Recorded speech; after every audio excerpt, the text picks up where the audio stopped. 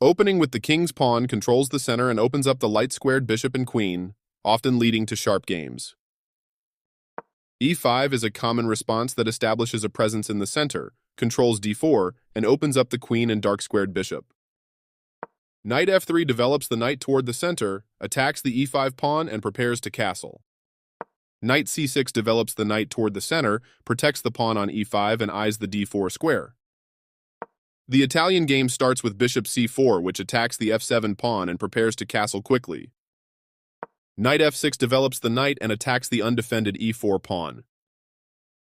Knight c3 develops the knight toward the center and protects the e4 pawn. Ouch, you left your pawn hanging. Capturing your hanging pawn. This moves your knight to a safer square. They castled kingside, placing their king in a safer spot away from the center. You defended a pawn by pinning one of its attackers, moving their bishop to a better position.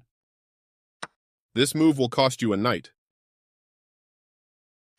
They missed a chance to tactically win a knight. You missed the only move in a critical position.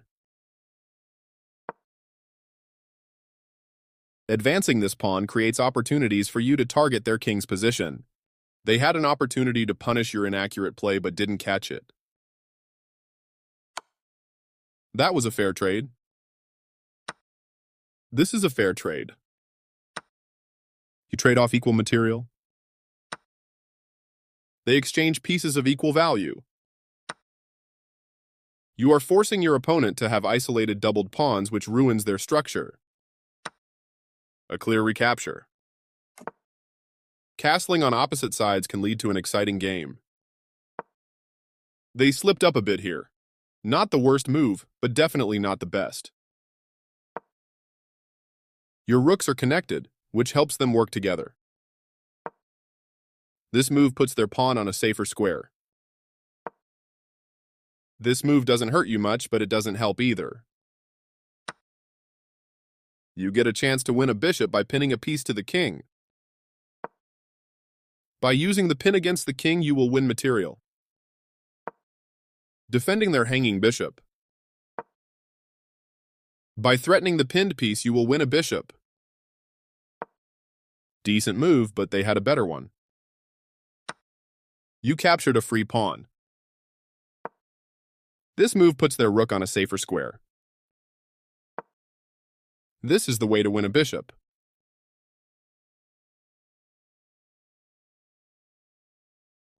Opening with the king's pawn controls the center and opens up the light-squared bishop and queen, often leading to sharp games. In the Caro-Kann defense, c6 supports a quick d7-d5 pawn push to control the center and challenge the e4 pawn. d4 grabs control of the center and attacks the e5 and c5 squares. d5 controls the center and attacks the e4 pawn. E takes d5 opens up the center. White can now develop the light-squared bishop to d3, where it will attack black's kingside. C takes d5 recaptures the pawn on d5 and leaves the c6 square open for the knight to develop. You develop a bishop, which means you move it from its starting position. They block the check from your bishop, developing the knight and increasing influence in the center.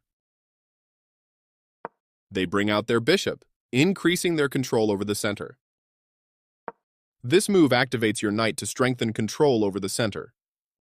This move clears the way to bring their bishop into the game. You are threatening to capture a knight and win material after the follow-up trades.